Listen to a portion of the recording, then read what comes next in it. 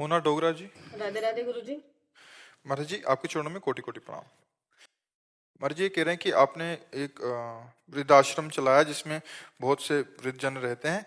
तो महाराज जी ये कह रहे थे कि अंतिम अग्नि देने का बेटे को अधिकार है, तो जो इनके पास वृद्धजन रहते हैं तो उनको अंतिम संस्कार इन्हीं को ऐसा कुछ नहीं कि बेटे का अधिकार है। जिनके बेटा नहीं उनका अंतिम संस्कार, सबके बेटा थोड़ी है।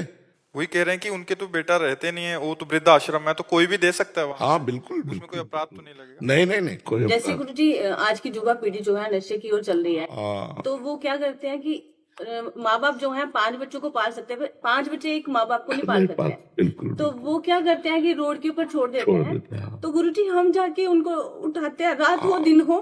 पर गुरु जी एक दुख आता है कि एक माँ बाप अपने बच्चों के लिए क्या कुछ नहीं करते। पर आपको भगवान सेवा दे रहे हैं, आप बड़े भाव से सेवा कीजिए, और अग्निदान के लिए कोई भी दे सकता है। वही हमारे दिल में ये रहता था कि जो भी हम करते रहते हैं, मतलब हम नहीं करते, आप करवाते हो, हम करते हैं। बट आखिरी सोच ये आती है कि अगर हम सब कुछ कर रहे हैं तो क्या उनकी आत्मा भटकेगी तो नहीं कि मेरे बेटे ने मुझे अग्नि नहीं दी है। नहीं, ये ऐसा नहीं। इससे वो अग्नि दे देंगे तो आत्मा का कल्याण थोड़ी हो जाएगा। कल्याण होता है भजन से, इन बातों से कुछ नहीं। देखो, अगर जीवन भर भजन किया और मरने के बाद हमारे शरीर को गटर में फेंक दिया जाए तो हम नरक जाएंगे क्या? परम पद है। और जीवन में खूब पापाचरण किए और मरने के बाद तीर्थराज प्रयाग में तुम्हारा शरीर फूका जाए तो तुम्हें परम पद थोड़ी मिलेगा, नरक मिलेगा। क्योंकि पिंजड़े के फूंकने से पंछी तो उड़ गया है, वो कर्मानुसार सुख या दुख पाएगा। पिंजड़े के फूंकने से कुछ नहीं होता है। ये शरीर का अंतिम संस्कार है। पंछी तो उड़ गया, जो उसमें जीवात्मा है वो तो गया।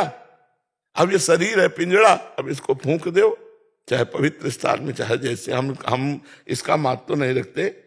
यद्यपि अंतिम संस्कार की क्रियाएं वर्णन है, लेकिन हम जिंदा का महत्व रखते हैं। जिंदा में राम राम बोलो, कृष्ण कृष्ण बोलो, हरि हरि बोलो।